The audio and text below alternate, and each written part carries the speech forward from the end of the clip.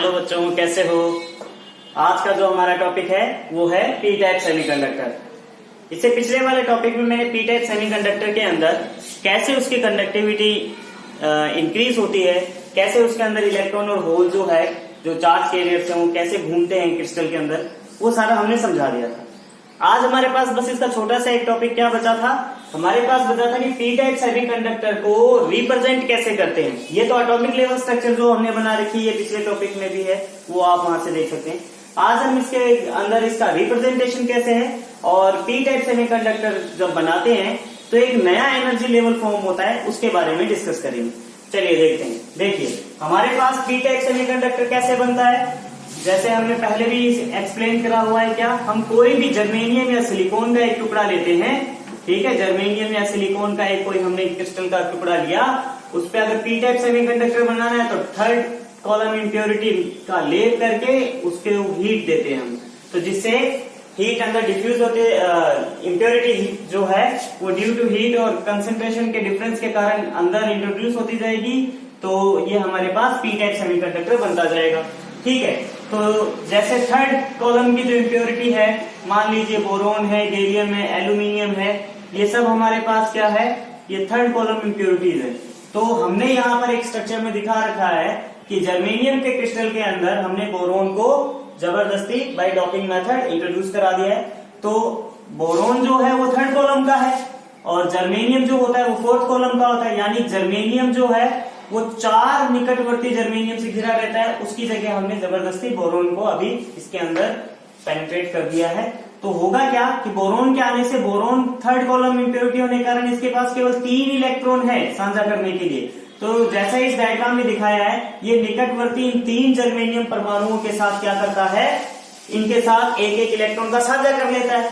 ये जर्मेनियम परमाणु इस पे इलेक्ट्रॉन ऑफर करता है, बट इसके पास अब इलेक्ट्रॉन है ही नहीं। तो अकॉर्डिंग टू होल थ्योरी हमारे पास बोरोन के पास इलेक्ट्रॉन नहीं है, तो यानी बोरोन के पास इलेक्ट्रॉन की कमी है। और होल थ्योरी कहती है जहां इलेक्ट्रॉन नहीं है यानी absence of electron, the presence of hole, तो यहाँ पर एक होल क्रिएट हो जाता है। यानी एक इस अशुद्धि परमाणु ने क्रिस्टल के अंदर एक होल उत्पन्न कर दिया।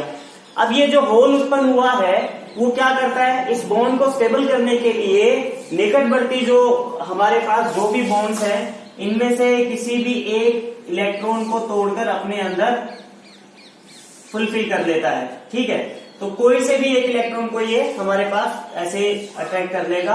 तो इलेक्ट्रॉन मान लो यहाँ आ गया तो ये होल कंप्लीट हो गया, बट इलेक्ट्रॉन यहाँ से गया तो होल इधर हो गया।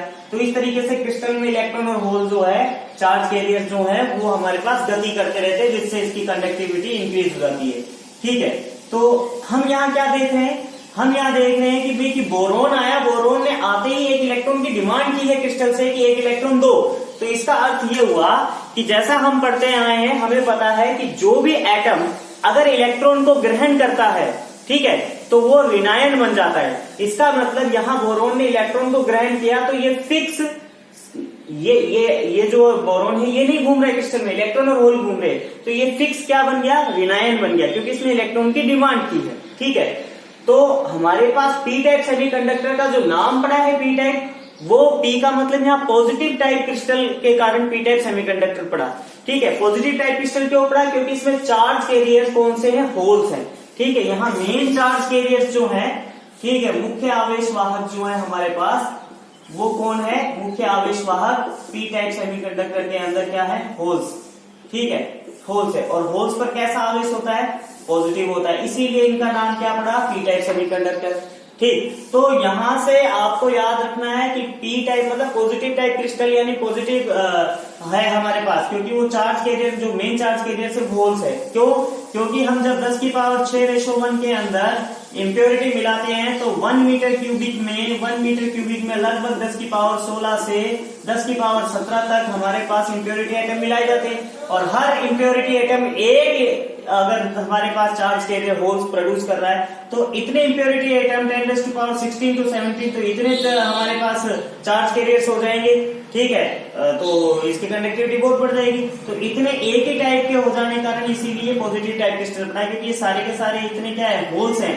क्यों, क्योंकि हमारे पास एक जो बोरोन है वो एक होल उत्पन्न करता है। तो अब याद रखेंगे, बोरोन ने इलेक्ट्रॉन का डिमांड किया है, इलेक्ट्रॉन का डिमांड किया है, तो इसका मतलब क्या है कि ये ऋणायन बना है। ठीक है, तो ऋणायन बना है, तो ऋणायन का मतलब हो गया कि यहां पर हम इसको ऐसे शो करेंगे। तो याद रखेंगे नाम तो पॉजिटिव टाइप क्रिस्टल है, परंतु इस क्रिस्टल के अंदर हमारे पास क्या है, होल्स है। ठीक है, तो ये हमारे पास क्या है, होल्स दिखा रहे हैं अपने, और ये हमारे पास जो ऋणायन है, ठीक है, ये ऋणायन इस बोरोन को, फिक्स आयन को दिखा रहा है। ठीक है, ये फिक्स ऋणायन है हमारे पास, नेगेटिव आयन है। तो फिक्स नेगेटिव आयन जो है हमारे पास, हम उसको यहाँ पर ऐसे दिखा देते हैं, ये हमारे पास मूवमेंट नहीं कर रहा। तो याद रखेंगे नाम तो वैसे पॉजिटिव टाइप क्रिस्टल है, परंतु हमारे पास जब रिप्रेजेंट करते हैं तो पॉजिटिव कुछ भी नहीं दिख रहा है इसके अंदर, सब नेगेटिव, बड़ा बड़ा नेगेटिव, क्योंकि नेगेटिव आयन को शो करे, और नेगेटिव आयन के साथ हमारे पास होल्स है। ठीक है, तो हमारे पास क्या है, ये होल्स है हमारे पास। ठीक है, तो नेगेटिव आयन के साथ होल्स है, तो वो हम इसको यहाँ पर इस तरीके से दिखाते हैं। होल्स पर पॉजिटिव चार्ज होने के कारण इसको पॉजिटिव टाइप क्रिस्टल कहा जा रहा है। और इन इम्प्योरिटीज के अलावा भी कोई इम्प्योरिटीज होती है। ठीक है, तो वो इम्प्योरिटीज जो है उसके कारण जो एक दो जो रहते हैं वो अपने इस तरीके से दिखा देते हैं, ये माइनॉरिटी चार्ज कैरियर्स के रूप में दिखाए जाते हैं। तो होल्स जो है वो हमारे पास क्या है, मेन चार्ज कैरियर्स हैं। ठीक है, मेन चार्ज कैरियर्स है, और ये माइनॉरिटी चार्ज कैरियर्स है हमारे पास, इनको हम बोलते हैं अल्पसंख्यक आवेशवाहक। ये जो अल्पसंख्यक आवेशवाहक है, ये और भी इम्प्योरिटीज होती हैं, या कोई बंध टूट जाता है रूम टेम्परेचर, उसके कारण प्रोड्यूस होते हैं। तो पी टाइप सेमीकंडक्टर का जो हमारे पास ये है, इलेक्ट्रॉन को हम ऐसे शो करते हैं। ठीक है, तो ये उसका रिप्रेजेंटेशन है। अब होता क्या है कि जैसे ही हमारे पास इम्प्योरिटी मिलती है, तो ये बैलेंस बैंड और कंडक्शन बैंड के बीच में एक नया एनर्जी लेवल बन जाता है, जिसे एक्सेप्टर एनर्जी लेवल कहते हैं, ग्राही ऊर्जा स्तर कहते हैं। ठीक है, तो ये जो ग्राही ऊर्जा स्तर जो है, यहाँ पर जो है वो इलेक्ट्रॉन यहाँ पर डिमांड करता है। तो देखो इलेक्ट्रॉन आसानी से इसके अंदर आ जाते हैं। इलेक्ट्रॉन जब इसके अंदर आसानी से आ जाते हैं तो ये आराम से फिलअप हो गया। ठीक, तो कम एनर्जी चाहिए, एनर्जी डिफरेंस कम रहता है।